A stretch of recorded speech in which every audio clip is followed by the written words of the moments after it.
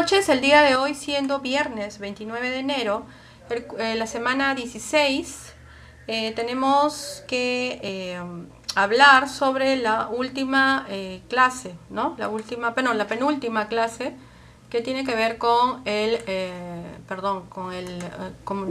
comercio internacional, ¿no? Vamos a hablar sobre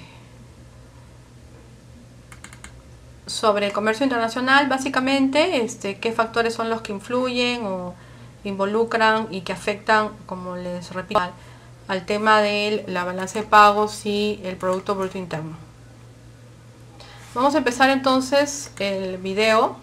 Tenemos, me parece que ya estamos grabando. A ver. Sí, ya estamos grabando. Bueno, nada, el día de hoy, 29 de enero, viernes, el curso es Economía General, estamos en la semana 16 y nos toca, según el sílabus, el comercio internacional. Primero vamos a hablar un poco de lo que significa comercio internacional y vamos a compartir la pantalla porque en realidad no la estoy compartiendo. Vamos a compartirla para que ustedes puedan visualizar el PPT. Son dos PPTs que vamos a tener el día de hoy y obviamente ambos tienen que ver con comercio internacional. El concepto de comercio internacional es una vía de intercambio o trueca de bienes, ¿no? Es un mercado donde los bienes se intercambian con otros países, de diferentes países. El comercio internacional es de doble vía, ¿no? Porque obviamente lo que se va son exportaciones y lo que viene son importaciones, eso es clarísimo. Y la creciente importancia de estos servicios que también se importan o se exportan también es un nuevo reto, ¿no? Es la nueva tendencia importar y exportar servicios, ¿no? Y estamos hablando de servicios de fletes, seguros, software, turismo, comunicaciones, etc. Este es el nuevo reto y nuevas innovaciones tecnológicas que a raíz incluso de la pandemia se está haciendo más común. El criterio de la residencia, relacionado a la definición de la residencia y los agentes económicos que participan cuando hablamos de residencia, hablamos tanto de personas jurídicas como de personas naturales. Este es el típico claro caso de los turistas. Pero ¿cuál es la importancia finalmente del comercio internacional? ¿No? Hay una importancia en la cual tiene un factor preponderante que es una influencia en la economía, ¿no? La importancia del comercio internacional no solo es el intercambio de bienes, sino que también fomenta la integración y el intercambio de los países. Plantea estudios de problemas en el campo comercial, político y también cultural. Hay 4 razones para participar en el comercio internacional. La primera es permite aumentar la cantidad y mejorar la cantidad en el consumo de la población, ya que el consumidor local sería el más favorecido. La segunda es que ayuda de manera óptima las ventajas de la especialización, el aporte de trabajo, innovación tecnológica. Cada país se especializa en aquellos productos donde tiene una mayor eficiencia. Y obviamente exportar algo que tú estás especializado te ayuda a que tú eleves tu calidad. El aporte de las tecnologías facilitará un rápido aprendizaje y difusión de esas especializaciones. Una economía más abierta aprovecha todos los beneficios de las tecnologías. Y como tercer motivo, ¿no? O 4 razones, la tercera razón es que permite desarrollar estrategias competitivas, ¿no? Más gama y diversidad de productos. ¿Ya? Entre los modelos de comercio internacional, vamos a comenzar a hablar sobre los modelos. El primer modelo es de la ventaja absoluta. Y que lo vimos, ¿no? En una clase, es exclusivamente el modelo de la ventaja absoluta y el creador fue Adam Smith, ¿no? Vimos quién fue Adam Smith, un economista y filósofo de esa época, que sostenía que un país debería especializarse en la producción de aquellos bienes que le sean beneficiosos, es decir, tener una ventaja absoluta e importar aquellos que le causen desventajas. Defendía un comercio libre y sin trabas para lograr un dinámico crecimiento. El siguiente modelo es el de ventaja comparativa, que lo vimos en clases anteriores. El modelo de ventaja comparativa es el de David Ricardo, otro pensador, economista también, sostiene que los costos absolutos de producción no son decisivos en el comercio internacional, pero que sí son los costos relativos. Siempre se ganarían ventajas aun cuando sus costos de producción fueran más elevados por cualquier servicio fabricado. Además, tendría que especializarse en aquella producción para hacerla más eficiente y que sea de calidad y garantía. Él te habla de la especialización, ¿no? Marcar una bastante diferencia en el tema de la especialización. El modelo Hershey-Olin, que es el otro modelo que vimos en la clase anterior, habla sobre, tiene parte de la teoría de David Ricardo, de lo de arriba, y que afirma que los países se especialicen, como dice David Ricardo, en la exportación de bienes nada más, ¿no? Que requieren grandes cantidades de los factores de producción, en los que son comparativamente más abundantes, y que tienden a importar aquellos bienes que utilicen factores de producción en los que son más escasos. El comercio internacional y el crecimiento económico.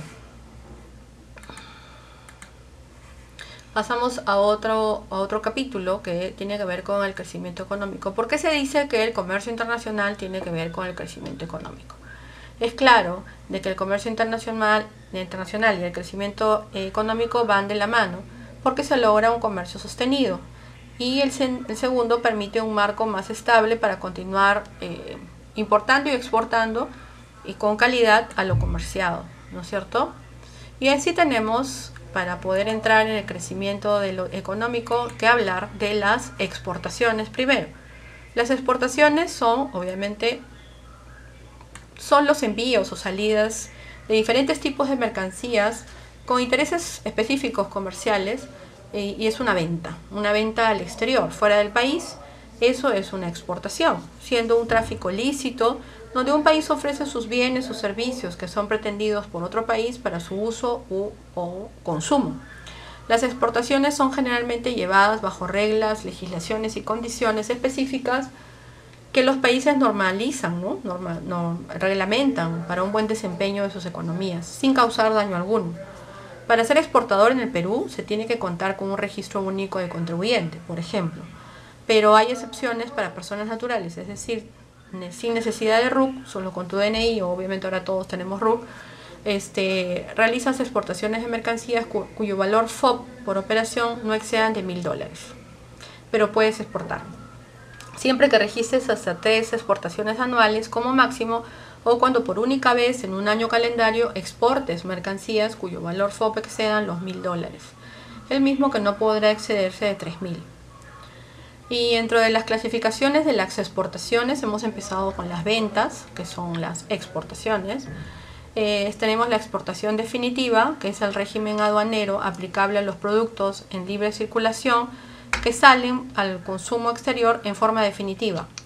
Pero habrá exportaciones que salen en forma no tan definitiva, sí, también, ¿no? Temporales le llaman, ¿no?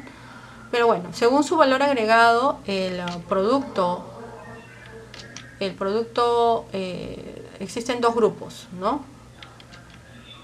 Perdón, estamos en las exportaciones, ¿no? Ok, entonces llegamos a que las exportaciones pueden ser solo definitivas, ¿no? Pueden haber exportaciones temporales, sí, también, ¿no? Temporales, y esas exportaciones pueden, de alguna u otra manera, se producen y regresan, ¿no? Porque hay algunos procesos productivos que se pueden realizar afuera. Por otro lado, tenemos a las importaciones. Hay criterios para poder hablar de importaciones. Importaciones es comprar de afuera, ¿no? Según su valor agregado del producto existen dos grupos, ¿no? Exportaciones, es criterios de exportación, arriba, acá tenemos que corregir, ¿ya? Estamos hablando de exportaciones, no importaciones. Ya. Acá dice aquí, raro, me he equivocado. Ya. Listo, exportaciones.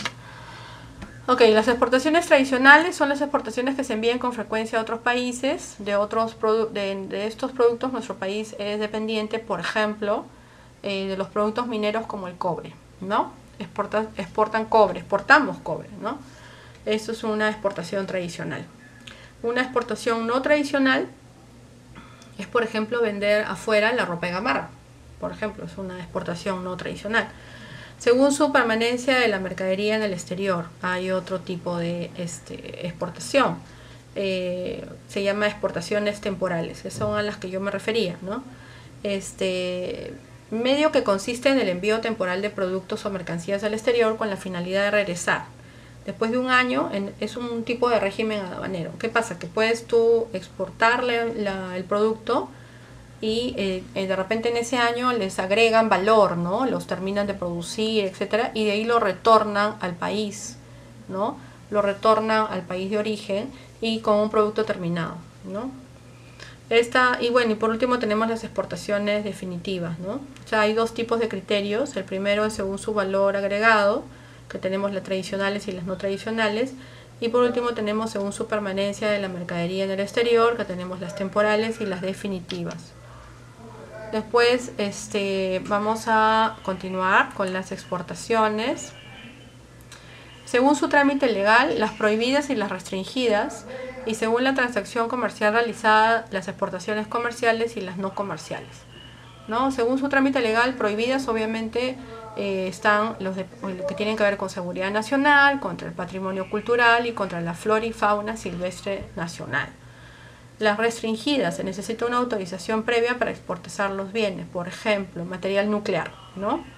Según la transacción comercial realizada, exportaciones comerciales son las exportaciones donde nuestro país les da cierto criterio de limitación por razones de seguridad.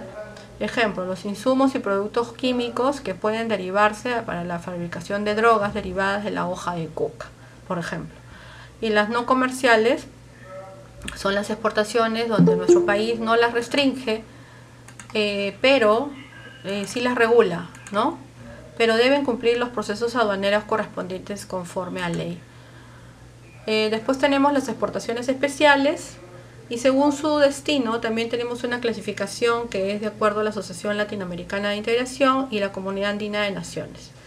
Las exportaciones especiales, estamos hablando del oro, por ejemplo, joyería de oro bajo modalidad de swap, que es un canje local de oro por oro extranjero, por la cual un banco del sistema nacional lo tiene en custodia para después dárselo a un fabricante joyero que luego lo exporte. El plazo para la exportación es de 45 días y si no se cumple se considera una venta nacional. Hacia CETICOS, bueno, CETICOS era en la buena época las zonas liberadas, ¿no? Retorno de mercaderías es cuando las exportaciones no fueron exportadas en el exterior siempre y cuando no haya pasado un año. Y por último, según su origen sectorial, textiles, agroindustriales, minería, artesanías, productos hidrobiológicos, etc. Y cuando hablamos de exportación temporal, que es lo que venía, que es el cambio o reparación de mercaderías habiendo sido nacionalizadas en el momento de instalación y que no vaya con las medidas y características correspondientes del interesado, siempre y cuando se efectúe dentro de los 3 meses contados a partir de la numeración de la DUA. La DUA es el documento que se usa en aduanas, ¿no? Y hasta la declaración única de exportación temporal, DUE temporal, previa presentación de la documentación sustentadora, ¿no? Pero también hay exportaciones temporales, como vemos. Bueno, las personas que intervienen en el proceso de exportación, todavía seguimos en las exportaciones. El exportador, el agente aduanero, el personal de las Fuerzas Armadas. Obviamente el exportador es aquel que vende, el agente aduanero es la persona capacitada dentro de, en este caso SUNAT, y el personal de las Fuerzas Armadas tiene que ser de una institución militar, sea cualquiera de las tres, ¿no? Ejército, Marina y Aviación, que participa en el aforo, ¿no? O en la exportación en ese momento. Bueno, ahora pasamos a las importaciones. Importaciones es extraer, ¿no? Es importar, extraer, es comprar. Y las importaciones es otro tipo de régimen aduanero que permite el ingreso legal de mercancías del exterior, ¿no? Para ser destinadas a consumo nacional. Y esto se puede hacer bajo una persona natural o jurídica, ¿no es cierto? La clasificación de las importaciones, acá tenemos a la importación definitiva y ¿qué Que es, bueno, la importación cuando se realiza finalmente, se concreta, ¿no? Y entra al país y se pagan todos los derechos de aduana, etcétera. Y la clasificación de las importaciones, ¿no? Tenemos la A, B, C, D, E, F, G, ¿no? Hay varios tipos de importaciones. Comenzamos con la importación de muestras sin valor comercial. Al momento que se trae los productos, puedes tú solamente importar muestras, pero no tienes, ¿cómo se llama? No tienen valor comercial y estas muestras están libres de derechos de aduana. Cada producto que traes de fuera tienes que pagar un derecho de aduana, que hay famosos Incoterms, que es una partida arancelaria que tiene cada uno de estos productos, y en base a esos Incoterms tú pagas un porcentaje del impuesto, que se llama derecho aduanero. La importación de envíos de urgencia, ¿no? También, que son reactivos, que perezcan por razones, medicinas, etcétera, también pueden estar exonerados dependiendo de la partida arancelaria. Importaciones de envío de socorro, cuando hay pandemias como ahora, medicinas, alimentos, ropa, vehículos, cuando hay casos fortuitos, ¿no? Importaciones de envíos postales, que son las cartas que no excedan de 2 kilos, las postales, las encomiendas postales no excedan de 30 kilos, así como remesas, discos compactos, etcétera. Antiguamente había el servicio de correo, que era Serpost, y se enviaban cartas, ¿no es cierto? Se escribían y se mandaban. Ahora ya no existe nada de eso, Serpost se va a ir a la quiebra, tanto por WhatsApp como por Facebook y Google y todo, ¿no? Etcétera. Y tenemos las importaciones de postales para embajadas, dice, ¿no? Bueno, tenemos las valijas diplomáticas, ¿no? La aduana autoriza a cada diplomático a tener un despacho de estas valijas que tengan paquetes pequeños, siendo visibles indicadores de carácter usar, obviamente, y solo tendrá documentos diplomáticos y objetos de uso oficial. Supuestamente los diplomáticos llevan una valija, ¿no? O sea, no es una valija, no es un container, ¿no? Es una valija pequeña donde hay documentos del país, ¿no? Que va cuando el diplomático viaja. Después tenemos a las importaciones de mercancías para el cuerpo diplomático y organismos internacionales también. Tenemos las importaciones de envíos de postales cuyo valor no exceda de $1000, ¿no? Están libres de pagos arancelarios cuando estos no excedan $1000 y pueden ser obsequios, solo para los envíos postales. La importación de vehículos y prótesis para minusválidos. Estos están inafectos, ¿no? El pago de los derechos arancelarios y sujetos al pago de los demás tributos, con los documentos cancelatorios, ¿no? Emitidos por la Dirección General de Tesoro Público del Ministerio de Economía y Finanzas. O sea, tú importas una prótesis y para minusválidos, y estos no pagan derechos aduaneros, ¿no? Por eso es que ahora entiendes por qué hay tantas empresas que venden este tipo de productos. Bueno, en fin. Los documentos requeridos para una importación. La declaración de aduanas, que es el DUI, ¿no? El formato A. La original del conocimiento de embarque, que es la guía aérea o el Bill of Lading. La factura comercial, la declaración del valor único, hoja de liquidación, certificado, volante de despacho, póliza de seguro, carta de crédito, papeleta de inventario, guía de entrega. Es todo un mundo, ¿no? En realidad hay un curso entero de comercio exterior, ¿no? O sea, esto de acá estamos viendo es una pestañita nada más de todo el mundo de comercio exterior. Ya, ahora otro punto, el 5.4, las mercaderías restringidas y prohibidas. Hay mercaderías de 3 tipos, ¿no? Las mercaderías libres, normales, que están afectos al derecho de aduana y pagan.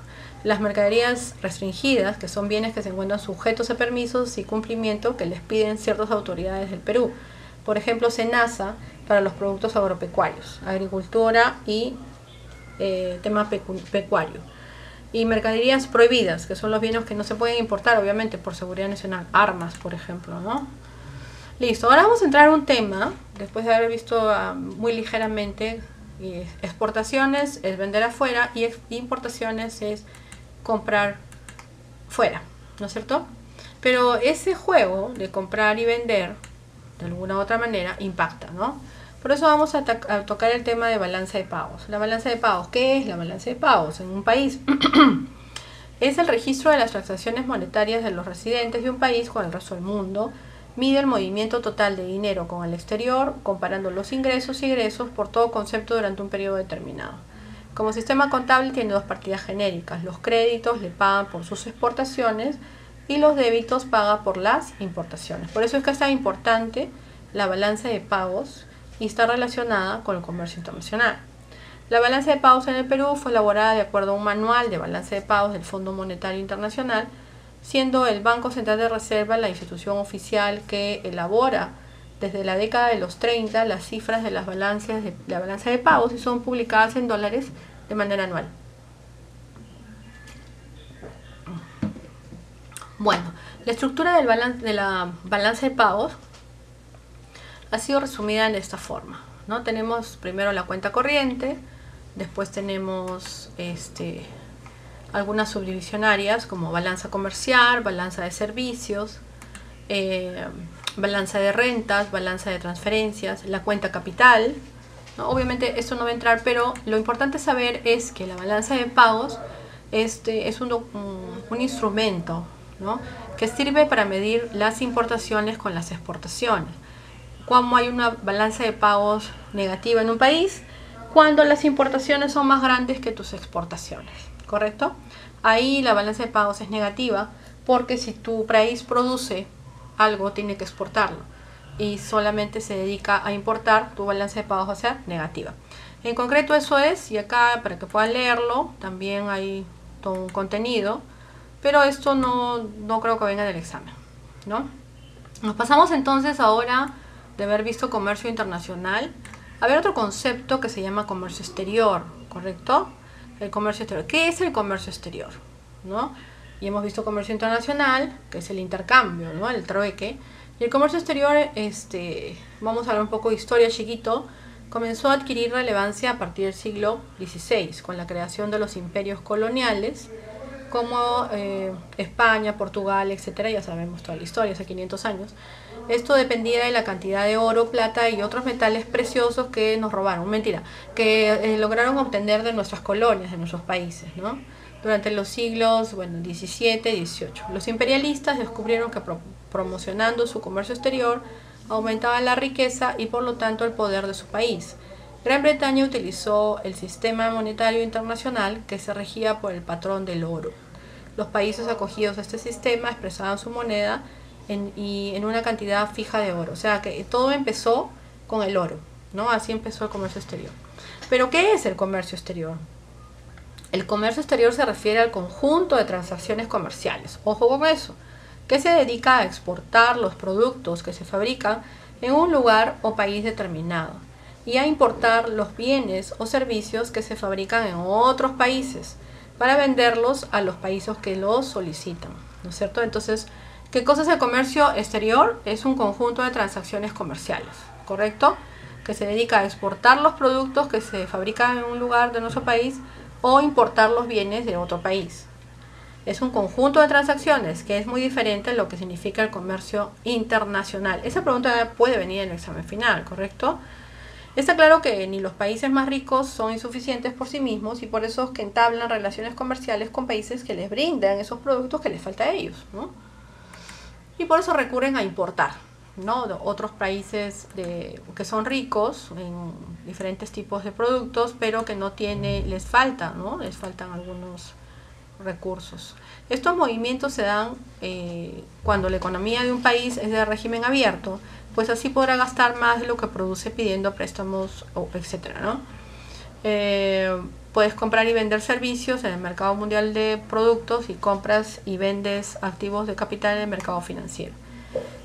Los movimientos internacionales son exportaciones, importaciones, etcétera, ¿no? Y de ahí surge en la balanza de pagos el déficit, ¿cómo se llama? El déficit comercial, el superávit. Déficit es cuando un país importa más de lo que exporta, obviamente. Situación en la cual las exportaciones netas son negativas.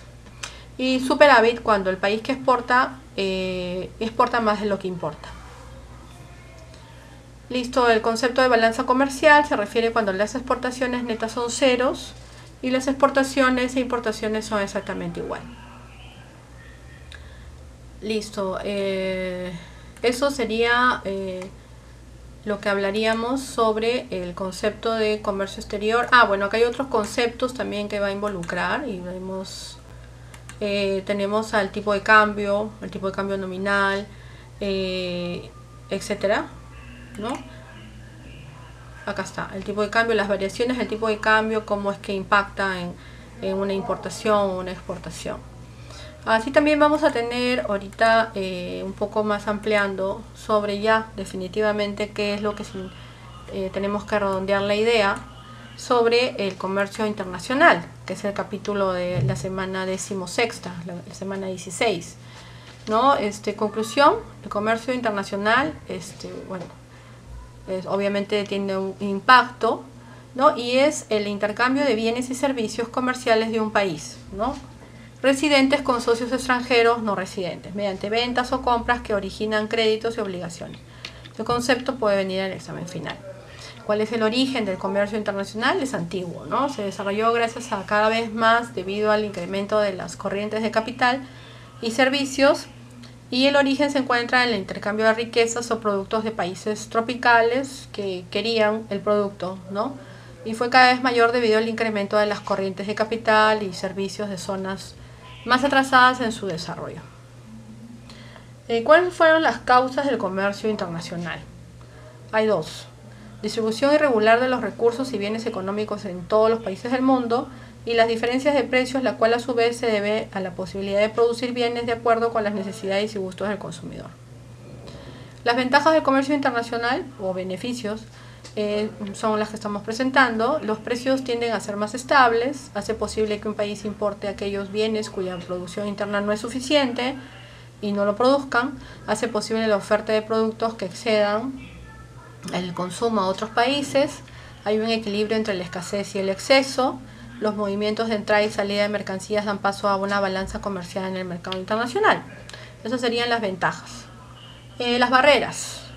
Hay barreras de contingencia, arancelarias y administrativas. Las de contingencia son cuantitativas. El gobierno establece un límite a la cantidad de productos, otorgando licencias de importación en forma restringida. Bueno, no todos los países, ¿no? Hay países que pueden, en la época del gobierno de Alan García, primer gobierno, hubo unas licencias de importación y hubo un instituto que se llamó el ICE, Instituto de Comercio Exterior, que restringía la importación de divisas, ¿no? Y se daban licencias de importación, pero puede pasar. Arancelarias, que son impositivas, el gobierno estableció una tasa aduanera provocando una subida en el precio de ventas, ¿no? Administrativas son las que se originan en, bueno, obviamente todos los estados y sectores públicos de toda Latinoamérica son totalmente burocráticos, ¿no? Vamos a seguir hablando sobre la nueva teoría del comercio internacional. Lo que se quiere lograr es que los países más desarrollados exporten manufacturas e importen productos no elaborados, mientras que los países en vías de desarrollo, como el nuestro, importarán manufactura y exportarán productos no elaborados, que quiere decir materias primas y alimentos debido a los diferentes precios. Con eso, esta es la nueva tendencia del comercio internacional. Y aparecen los organismos internacionales. Tenemos al Banco Mundial, a la Asociación Internacional de Fomento, a la Corporación Financiera Internacional, al Organismo Multilateral de Garantías e Inversiones, y cada uno van formando papeles. El más conocido es el Banco Mundial, que ayuda a los países a reforzar y mantener las condiciones fundamentales que necesiten para atraer inversiones privadas y retenerlas. Bueno, acá están hablando de una institución, del Fondo Monetario Internacional, que es una institución que da asistencia financiera finalmente a todos los países en vías de desarrollo, en este caso Latinoamérica, África, etc. Y esas son algunas de sus funciones y atribuciones, ¿no? Bueno, en conclusión, el comercio internacional participa en una estrategia más amplia, ¿no?, para incrementar la capacidad productiva de un país. Y ya sabemos cuál es la tendencia, e incluso importar a costos más bajos y así obtener ventajas, ¿no? Listo, muy bien. Entonces eso sería lo que tendríamos de comercio internacional. Vamos a poner el video final respecto a la clase del día de hoy. Un minuto, por favor.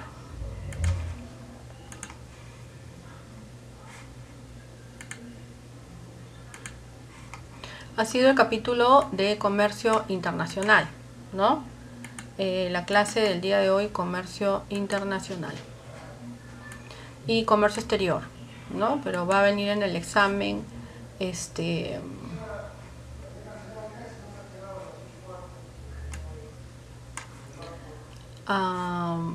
en el examen va a venir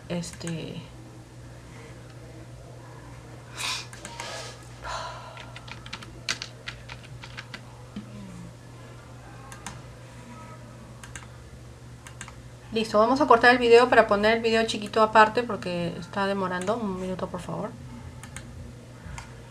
Listo, hemos tenido el día de hoy la exposición del viernes 29 de enero respecto a el curso de Economía General y el tema relacionado a la semana número 16 correspondiente a comercio internacional, los conceptos básicos de comercio exterior y vamos a cortar ahorita para poder poner un video después.